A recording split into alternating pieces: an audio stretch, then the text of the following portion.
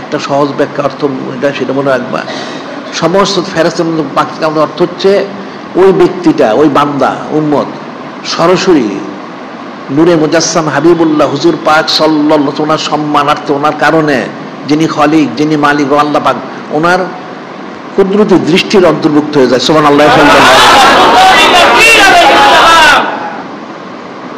তাহলে সঈদ ও সাইদ পালন করে কত ফজিলতপূর্ণ। তাহলে হাকিকি কিবলা কে? হাকিকি কিবলা কে হচ্ছেন এটা বুঝার বিষয় আছে। তাহলে কত খুশি প্রকাশ করতে হবে, কত আদব রক্ষা করতে হবে, শরবত রক্ষা করতে হবে, সেটা তো কোরআন আল্লাহ নিজে বলছেন না। লাইন শাকারতুম লাযীদান্নাকুম, লাইন শাকারতুম লাযীদান্নাকুম ওয়ালাইন কাফারতুম ইন্না আযাবি লাশাদীদ। নেয়ামতের শুকরগুজারি করলে আমি নেয়ামত বৃদ্ধি করে দেই, আর না শুকর করলে আযাব গজব আসে। এখন ওই ফেরেশতা আলাইহিস সালাম শুকরগুজারিতে সরে গেছিলেন, যার জন্য আযাবে গ্রেপ্তার হয়ে গেছে। আর যারা শুকরগুজারি তাদের মর্যাদা বৃদ্ধি করা, হযরত জিবরিল আলাইহিস সালাম তিনি শুকরগুজারি করেছেন, উনি সমস্ত ফেরেশতার রাসূল হয়ে গেলেন, জিবরিল আমিন হয়ে গেলেন, অনেক সম্মানিত হয়ে গেলেন। তাহলে কতটুকু প্রকাশ করতে হবে, আর না করলে কত কঠিন। এটা একটা কঠিন বিষয়। সঈদ সাইদ পালন করতে ফরজ আমরা বলি, এটা মানুষ বুঝে না, বুঝবে না কেউ। তোমরা ফিকির করো, মনোযোগ দিয়ে শুনবা, তাহলে বুঝতে পারবা। এটা মানুষ বুঝে না। পালন করলে যে কত ফজিলত, না করলে যে কি হয়, এটা আয়াত শরীফ আছে। কি আছে? হযরত ঈসা রুহুল্লাহ আলাইহিস সালাম আরেকটা, এটাও মনোযোগ সময়, কিন্তু মনোযোগ আসলে কিছু বুঝবে না। এখানে হযরত রুহুল্লাহ আলাইহিস সালাম, ঈসা রুহুল্লাহ ওনাকে ওনার উম্মত একবার এসে বলল, হে উনি তো রসুল, রসুল্লাহ আপনি আমাদের জন্য, রুহুল্লাহ আলাইহিস সালাম আমাদের জন্য একটা মুজিজা শরীফ দেখান, একটা মুজিজা শরীফ দেখান। তো উনি বললেন এটা কেমন কথা? কোন উম্মতের জন্য কোন নবী রাসূল আল্লাহর কাছে কোন মুজিজা শরীফ দেখতে চাওটা, এটা তো শরাবত না, আদব তো না। উম্মত তো নাসর বান্ধে, তার তো আদব কায়দা নাই, শরাবত তো কম না, আমাদেরকে দেখাইতে হবে। আরে কি দেখাইতে হবে? আপনি আল্লাহ আপনার কাছে বলে আসমান থেকে একটা খাদ্য সহ খাঞ্চা নাজিল করার। উম্মতরা বলল আদব শরাবত তো নাই, এখনকার আদব শরাবত, এখন মানুষ নূরে মুজাসসাম হাবিবুল্লাহ হুজুর পাক সাল্লাল্লাহু আলাইহি ওয়াসাল্লাম কতটুকু সম্মান করে, তাজিম করে, সালাত কত করে, আদব শরাবত কোথায়? তাদেরও নাই। আপনি দোয়া করেন, কি দোয়া করতে হবে? মুজিজা শরীফ দেখান, কি দেখাইতে হবে? আসমান থেকে একটা খাদ্য সহ খাঞ্চা নাজিল করুন। এটা দেখলে আমাদের ঈমানি কত বৃদ্ধি হবে। এখন উনি কি করবেন? উম্মত আদব সর্বত্র কম, ঠিক আছে। আল্লাহ কোন সে বলেছেন, ক্বালা ঈসা ইবনে মারইয়াম আল্লাহুম্মা রাব্বানা আনজিল আলাইনা মায়াতাম মিনাস সামা তাকুনু লানা ঈদাল লিআউওয়ালিনা ওয়া আখিরিনা ওয়া মিনকা ওয়ারযুকনা ওয়া আনতা খায়রুর রাযিকিন। আল্লাহ এটা কোন সে উল্লেখ করেছেন। যদি রুহুল্লাহ তিনি বললেন, ঈসা ইবনে মারইয়াম আলাইহিস সালাম বললেন, কি বললেন? আল্লাহুম্মা রাব্বানা আনজিল আলাইনা মায়াতাম মিনাস সামা, আল্লাহ পাক আপনি আমাদের রব তাআলা, আপনি দয়া করে আসমান থেকে একটা খাদ্য সুখান্ত নাজিল করে দিন। তাকুনু লানা ঈদান, তাকুনু লানা ঈদান, এই দেখেন এখানে শব্দ আছে ঈদ, ঈদ হবে, খুশি প্রকাশ করবো আমরা, ঈদের দিন পালন করবো। লিআউওয়ালিনা ওয়া আখিরিনা ওয়া আয়াতাম মিনকা, এখন তো শুরু করে অনন্তকাল আমার যারা উম্মত থাকবে সবাই এই জন্য খুশি প্রকাশ করে ঈদ করবে। আয়াতাম মিনকা, এটা আপনার তরফ থেকে আল্লাহ, এটা একটা নিদর্শন মোবারক হবে। ওয়ারযুকনা ওয়া আনতা খায়রুর রাযিকিন, আমাদের রিজিক দান, আপনি তো রিজিক দাতা, উত্তম রিজিক দাতা, আপনি রিজিক দান করুন। উনি দোয়া করলেন যে আল্লাহ পাক এই উম্মত কথা শুনতেছে না, তারা চাচ্ছে আসমান থেকে খাদ্য খানটা নাজিল হোক, আপনি দয়া নাজিল করে দেন আল্লাহ পাক। আল্লাহ ইন্নী মুনাজ্জিল আলাইকুম, যিনি খালিক, যিনি মালিক আল্লাহ, তিনি বললেন হে হযরত রুহুল্লাহ আলাইহিস সালাম, ঠিক আছে আমি আসমান থেকে খাদ্য খানটা আমি নাজিল করব, আমি নাজিল করুন, আপনি দোয়া করেছেন। আল্লাহ ইন্নী মুনাজ্জিল আলাইকুম, তবে শর্ত আছে, এটা মনে রাখবেন। শর্তটা কি? তিনি যখন বলেছিলেন ঈদান, আমার জন্য ঈদ হবে, তাকুনু লানা ঈদান লিআউওয়ালিনা ওয়া আখিরিনা, আজ এখন থেকে শুরু করে একদম কিয়ামত পর্যন্ত অনন্তকাল, এই যেই দিন খাদ্য সুখান্ত নাজিল হবে সেই দিনটাকে আমরা ঈদের দিন হিসাবে ঘোষণা করব, ঈদের দিন, খুশির দিন। ঠিক আছে, আল্লাহ তাআলা নাজিল করব। তবে ফামাইয়াকফুর বাদু মিনকুম, فَمَا يَكْفُرْ بَعْدُ مِنْكُمْ فَإِنِّي أُعَذِّبُهُ عَذَابًا لَا أُعَذِّبُهُ أَحَدًا مِنَ الْعَالَمِينَ। আল্লাহ কি বললেন? ঠিক আছে, আপনি তো বললেন উম্মতরা এখন থেকে শেষ পর্যন্ত কিয়ামত পর্যন্ত ঈদের দিন করবে, খুশির দিন প্রকাশ করবে, খুশি প্রকাশ করবে যেদিন নাজিল হবে। ঠিক আছে, আমি নাজিল হতাম, শর্ত হচ্ছে ঈদ পালন করতে হবে। একটা খাদ্য সহ খাঞ্চা নাজিল হচ্ছে হইলে ঈদ পালন করতে হবে, না করলে কি হবে? আল্লাহ বলেছেন যে যদি কেউ না করে তাকে আমি এমন শাস্তি দিব, এমন শাস্তি তাকে আমি দিব, সৃষ্টির শুরু থেকে সব তাকে এত কঠিন শাস্তি আমি দেইনি, এমন শাস্তি দিব। নাউযুবিল্লাহ। وَمَا يَكْفُرْ بَعْدُ مِنْكُمْ فَإِنِّي أُعَذِّبُهُ عَذَابًا لَا أُعَذِّبُهُ أَحَدًا مِنَ الْعَالَمِينَ। খাদ্য সহ খাঞ্চাটা নাজিল হবে, সেজন্য ঈদ করতে হবে, না করলে এমন শাস্তি দেওয়া হবে যে সৃষ্টির মধ্যে কাউকে এমন কঠিন শাস্তি দেওয়া হয়নি। নাউযুবিল্লাহ। এটা যদি এরকম হয় তাহলে আমরা যে নূরে মুজাসসাম হাবিবুল্লাহ হুজুর পাক সাল্লাল্লাহু আলাইহি ওয়াসাল্লামকে লাভ করতে পারলাম, সমস্ত কিছু লাভ করলো, তাহলে কত খুশি প্রকাশ করতে হবে। ওই যে বাতিল ফেরকা কাফের মুনাফিকরা দেখো না বলে সাইদু সাইদ পালন করা বেদাত। নাউযুবিল্লাহ।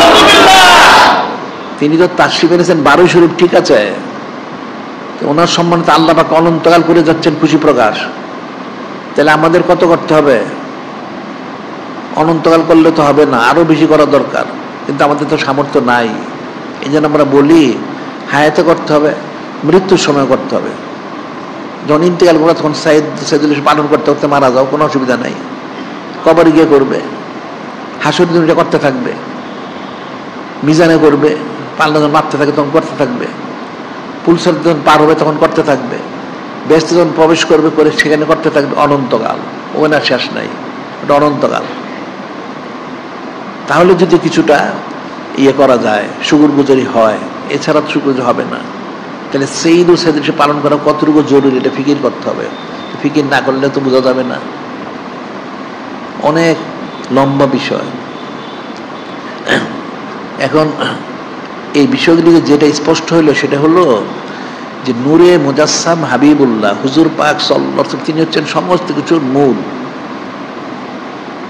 কেন্দ্র। উনি, ওনার সম্মানার্থে সব করতে হবে, ওনাকে মহব্বত করে সব করতে হবে, ওনার প্রতি শুকুর গুজারি করে সব করতে হবে।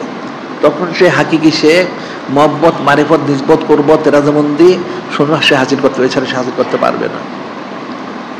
এখন আমরা সেটাখানে আমরা অনন্তকাল জারি করেছি,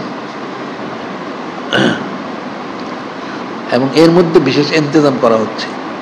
আসলে তো সবসময় করা উচিত, দায়ীভাবে করতে হবে, অন্যতে তো সে হাকিকি মোহাম্মদ মারিফত নিসবত করবো তেরাজমন্দি হাজির করতে পারবে না। এই জন্য আমরা বলে থাকি এখানে কয়েকটা জিনিস আছে, বিষয় আছে, সেটা হলো এই সাইদু সাইদ পালন যে করতে হবে, জারি করতে হবে, এটা তো অনন্তকালই করা উচিত। তারপরেও এখন তো মানুষ সবাই অনন্তকাল করে না, কেউ 1 দিন 2 দিন 5 দিন 10 দিন যাই হোক, অথবা 1 মাসই করুক, এর বেশি করে না। এখন করতে হলে আমরা কতগুলি বিষয় বলে থাকি, এখানে 12টা বিষয় আছে।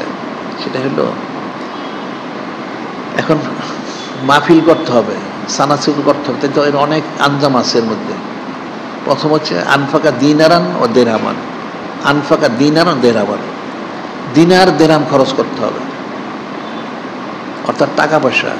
তুমি মাহফিল করবে, টাকা পয়সা তো করতে পারবে না, যতক্ষণই করো, দিনে করো রাত্রে করো, কম করো বেশি করো, এখানে টাকা পয়সা খরচ করতে হবে। এরকম বলা হচ্ছে একরারা জামানান ইয়মান সাতান, একরারা জামানান।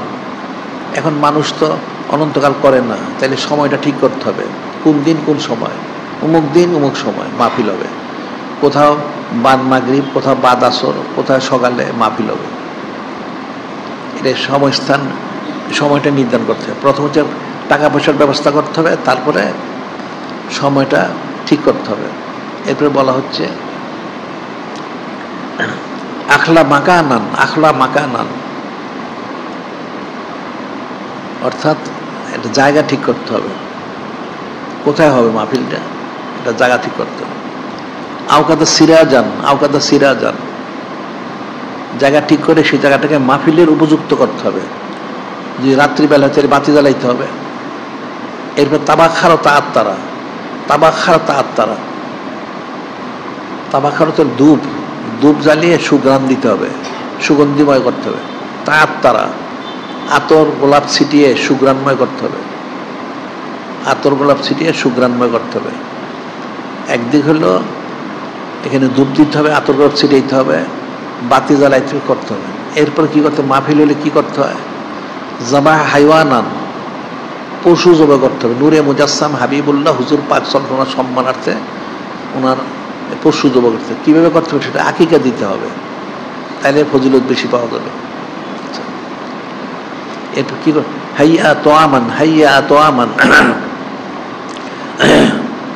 খাদ্য পাকাইতে হবে, পশু জবাই করে খাদ্য পাকাইতে হবে। তারপরে যারা করবে সকালে লাবিসা জাদিদান, লাবিসা জাদিদান, নূতন কাপড় বা পরিষ্কার পরিচ্ছন্ন কাপড় চোপড় পরতে হবে। নূরে মুজাসসাম হাবিবুল্লাহ হুজুর পাক সাল্লাল্লাহু আলাইহি ওয়াসাল্লাম সম্মানার্থে নূতন কাপড় চোপড় অথবা পরিষ্কার পরিচ্ছন্ন কাপড় চোপড় পরতে হবে, লাবিসা জাদিদান। এরপরে জামা ইখওয়ানান, জামা ইখওয়ানান, মানুষ জমা করতে, ঘোষণার জন্য দেখেন মাহফিল হচ্ছে তোমরা আসো। জামা ইখওয়ানান, মুসলমানদের জমা করতে হবে, মাহফিল হবে, মাহফিল শুনতে আসো। সেখানে কি করতে হবে, আমেলে ইহসানান, আমেলে ইহসানান, উত্তম আমল করতে। উত্তম আমল কি, নূরে মুজাসসাম হাবিবুল্লাহ হুজুর পাক সাল্লাল্লাহু আলাইহি ওয়াসাল্লাম সানা সিফত মোবারক বর্ণনা করতে হবে। সুবহানাল্লাহ সাল্লাল্লাহু আলাইহি ওয়াসাল্লাম হযরত আমের আনসারী করেছেন, কানি আল্লিমু ওয়াকাবালা সাল্লাল্লাহু আলাইহি ওয়াসাল্লাম, তিনি তালিম দিচ্ছিলেন নূরে মুজাসসাম হাবিবুল্লাহ হুজুর পাক ওনার সংক্রান্ত বিষয়গুলি, অকেয়াগুলি, বেলাদুস শরীফ অন্যান্য যা। ঠিক সেভাবে লিআবনা আশিরাতি, ওনার ছেলে মেয়ে গোষ্ঠী আত্মীয় সব জমা করছেন, জামাই খানা সব জমা করবে, জমা করে তালিম দিতে হবে। এরপর আমেলে ইহসানান, এখন তালিম যদি নির্দিষ্ট সময় পর্যন্ত হয়, তারপরে কি করবে, আতমা তোয়ামান, এরপরে তোমরা যে নূরে মুজাসসাম হাবিবুল্লাহ হুজুর পাক সাল্লাল্লাহু আলাইহি ওয়াসাল্লাম সম্মানে আমরা মাহফিল করতে পারলাম, এই শুকরানা স্বরূপ মেহমানদারি করতে হবে।